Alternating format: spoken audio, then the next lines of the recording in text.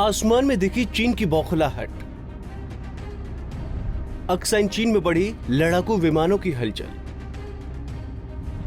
भारत भी करारा जवाब देने को तैयार। कोरोना संकट के बीच भारत और चीन में पिछले करीब 1 महीने से तनाव की स्थिति है। ये तनाव पूर्वी लद्दाख सीमा पर बढ़ा हुआ है।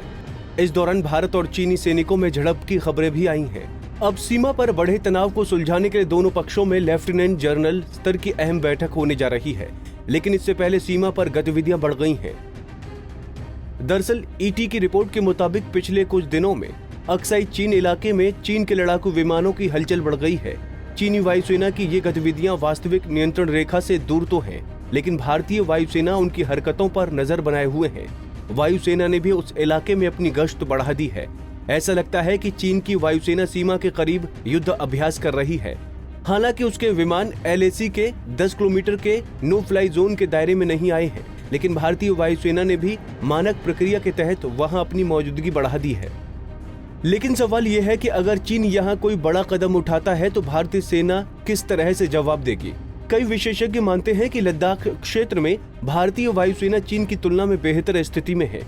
श्रीनगर और चंडीगढ़ एयरबेस की सहायता से वायुसेना के लड़ाकू विमान शॉर्ट नोटिस पर भी पूरे ईंधन और हथियारों के साथ उड़ान भर सकते हैं।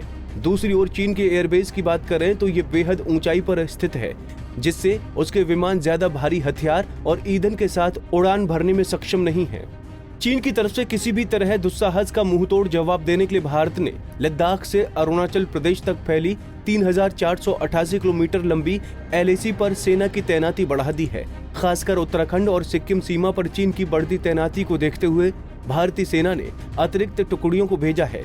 सूत्रों का कहना है कि सीमा पर तैनाती बढ़ाने का शनिवार को पूर्वी लद्दाख में होने वाली बातचीत से कोई संबंध नहीं है, लेकिन पिछले कुछ हफ्तों से बढ़ रही गतिविधियां जैसा ही है।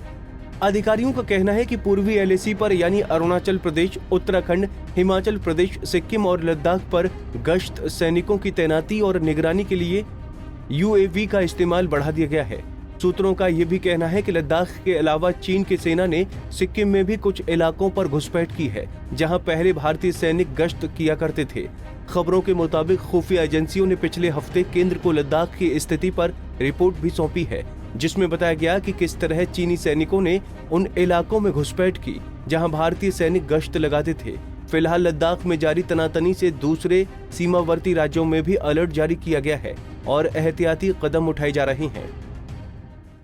हमसे जुड़े रहने के लिए हमारे YouTube चैनल को सब्सक्राइब करें और नई वीडियो की नोटिफिकेशन के लिए बेल आइकॉन को दबाएं। अगर आप ये वीडियो Facebook पर देख रहे हैं तो लाइक जरूर करें और ज्यादा से ज्यादा शेयर करें। धन्यवाद।